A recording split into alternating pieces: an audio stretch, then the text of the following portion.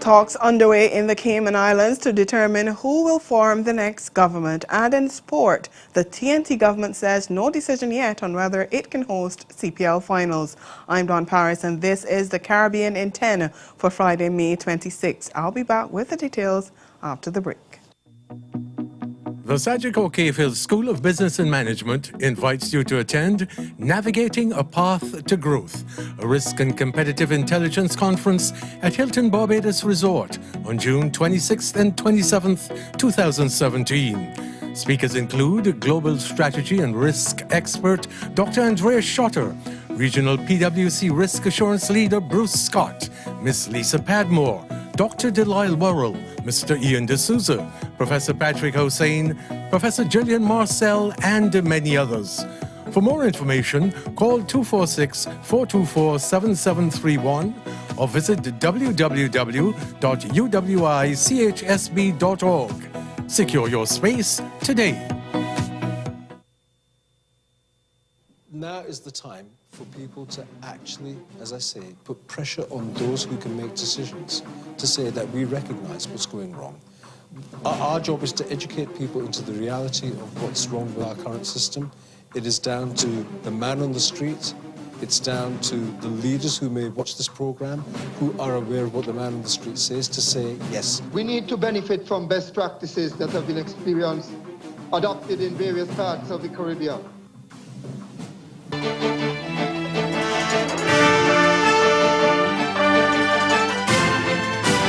Negotiations are underway between independent and party candidates who won their seats in the Cayman Islands general elections on Wednesday to reach agreement on who will form the next government for the next 4 years. The maneuvering that's currently in play follows the independent candidate taking the lion's share of the votes. They won 9 of the 19 seats in the Legislative Assembly, while the incumbent People's Progressive Movement, the PPM, took 7, and the other 3 went to the Cayman Democratic Party, CDP. And political analyst Dr. Livingston Smith says time is of the essence in the discussions. That be done urgently, because the country should not be kept in a limbo for long. Negotiations are going on between parties and independents, and it takes leadership to go forward. He says there are several scenarios that could play off in the coming days to form the government, but looking at the numbers, my estimation, it would either be the PPM who does that, and certainly the other one would be from the independent branches. If they can come up with some cohesive team and bring over some others, that would be the government there. He says at the negotiation table there will have to be give and take, trading of portfolios and agreement on shared ideologies to move forward. It will also take statesmanship. After the election, persons are going to, be gracious to each other as they should, and put the country's interest at heart, and we have to move on from there. He says hammering out a coalition is not an easy task and would take effort on all sides, but he believes Cayman will have its new government, or at least an indication, by Friday or Monday. That report from Cayman 27's Rishma Raghunath. The status of efforts to reduce the spread of HIV in the region came under the microscope this morning. The UN Special Envoy on HIV to the Caribbean, Dr. Edward Green, says that after years of progress, infection rates are on the increase. He was addressing a ceremony in Barbados to mark the 10th anniversary of Regional Testing Day. Of great concern for our region is the finding in the 2016 UNAIDS GAP report that after 10 years of decline in the prevalence rate, the Caribbean has witnessed a 9% overall increase in new infections. This is shamefully second to Eastern Europe and Central Asia. While the major increases have occurred in Cuba and Jamaica, the alarm is mainly due to the fact that progress in stopping the new infections has stalled among adults and increasing among older groups in some countries, of which Barbados is indicated as one. In other news, the Turks and Caicos Islands is appealing to CARICOM countries to maintain a united position on the issue of de-risking and the loss of corresponding banking relationships, CBRs. Some large international banks have started terminating or severely limiting their CBRs with smaller local and regional banks to reduce exposure to risks associated with money laundering and financing of terrorism. TCI Premier Charlene Cartwright Robinson says there's an attempt to de-risk entire sectors in her country, and it's not the way to go. We are trying to, for example, assess our financial services sector. We are complying with the various standards that are there, and it seems as if the goalpost is moving every time. We comply with another standard, and everybody else is coming up with their own standard, if I can say it that way. But we find that it's very difficult in trying to grow this sector to have de-risking becoming such an issue. It is certainly a danger for us. But apart from that, our concern is also that we're looking at the gaming industry, a sector that is a threat now for being de-risked, being a de-risking issue, de-risking the entire sector.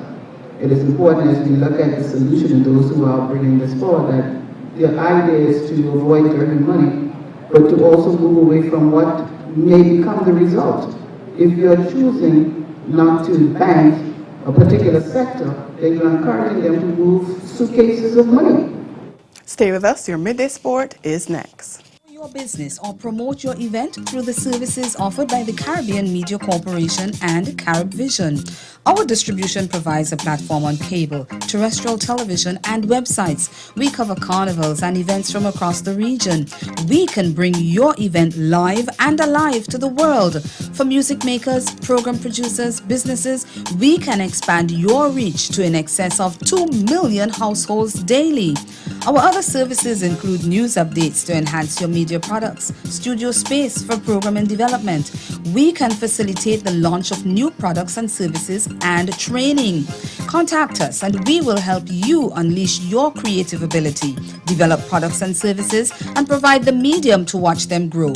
Contact Loretta Skeet at cmccaribbean.com or call her 1-246-467-1044 or 1-246-253-3889. Call and book your carnival or event today.